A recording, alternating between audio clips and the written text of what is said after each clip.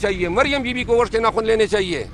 اگر آپ یہ کر رہی ہیں جو شواہد بتا رہے ہیں تو آپ پاکستان کو میدان جنگ بنانے پہ تلی ہوئی ہے.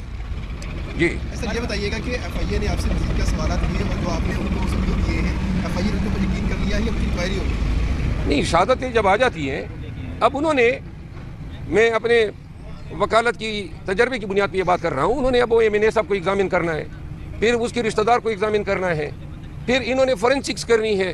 یہ ساری چیزیں ہیں اور اس کے بعد یہ کسی نتیجے پہ پہنچیں گے. لیکن اب پاکستان میں چونکہ ادارے آزاد ہیں ہی نہیں، تو اس ایف آئی اے کی کوئی اوقات ہی نہیں ہے کہ یہ کوئی حق اور انصاف پہ بات کریں. جو ادارہ محسن نقوی کے انڈر ہوگا وہ پی ٹی آئی والے ایک درخواست دہندہ جو مریم نواز پہ الزام لگا رہا ہے اس کو انصاف دے گا.